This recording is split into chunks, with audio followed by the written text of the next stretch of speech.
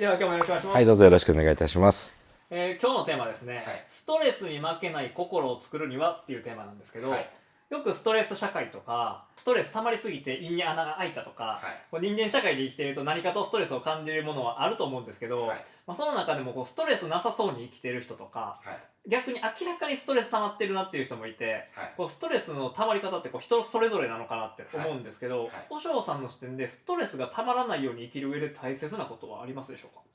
そうですね。人それぞれタンクの容量っていうのはやっぱり違うと思います。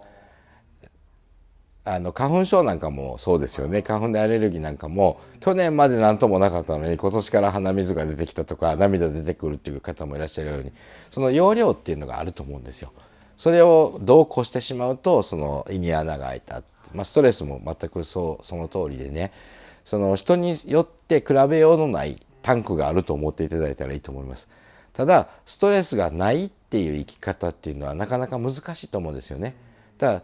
逆に言うならストレスをためないようにするっていうのもその誰かと比べようがないものなんで、だからそもそもそのストレスっていうものを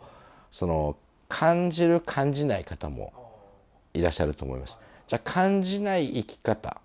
っていうのはどういう生き方かって言ったら、自分がやりたいことやってる人やと思います。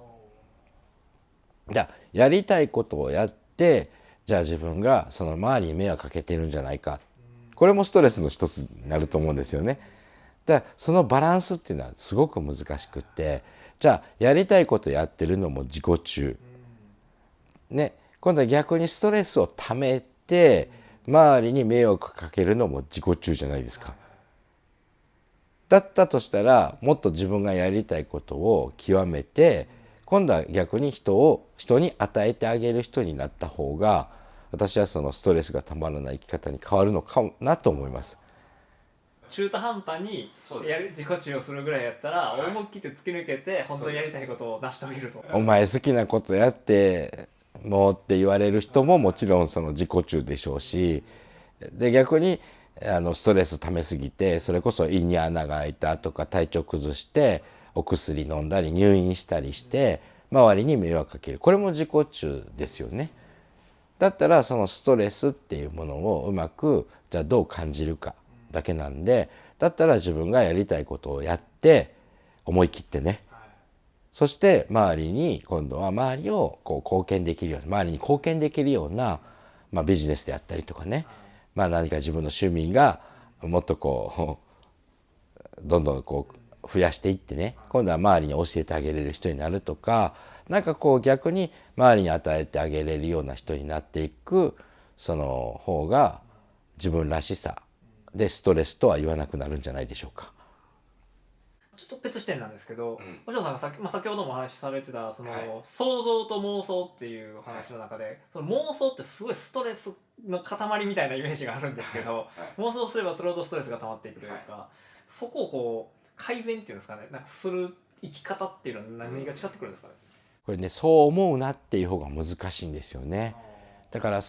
やはり自分で気が付くことの方が大事じゃないかな。だからストレスっていうのはやっぱり考えすぎてる人ほどストレスになっちゃうと思うんですよ。だから逆に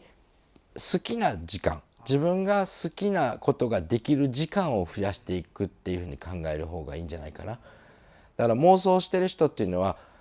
考える時間が多すぎると思うんですよ。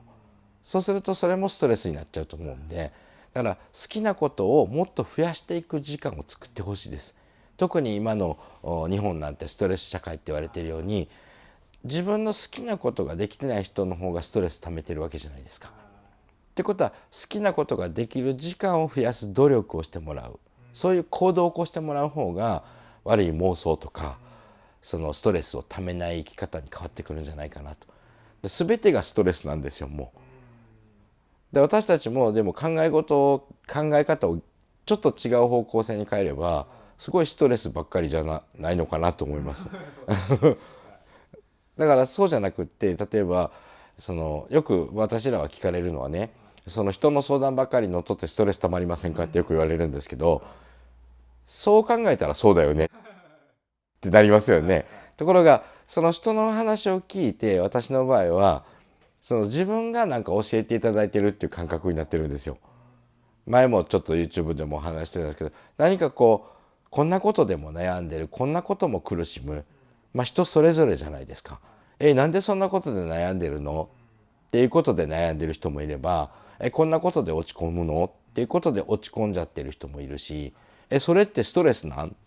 ていうことで、いやこれはストレスですっていう人もいらっしゃると思うんですよ。だから一概にストレスって言ってもいろんなストレスあると思うんで、じゃあ和尚さんストレスじゃないんですか、いや確かにそうかもねって思う時もありますけど、私の場合は全て自分が教わってる側になってるんですよ。だから逆の立場になるとストレスなのかもしれない。こんなお話ばっかり聞いてとか、そんな風になるのかもしれない。ところが自分を常にやっぱ底辺に置いてる気持ちなんですね。私が教わってる側だっていつも考えてるんで、逆に成長させていただいてる側なんですよね。いろんな人たちの人生相談を受けたり、いろんな悩み事聞いてることが私自身の成長につながってる。だからおかげさまなんですよ。こんな考え方も、こんなものの見方も、こんなストレスを抱えてるっていうのも全部私のものになってるって考えたら楽しいんですよね。だからストレスって思えばそうなのかもしれないし、でもこれって私の成長って考えればそれはストレスじゃなくなる。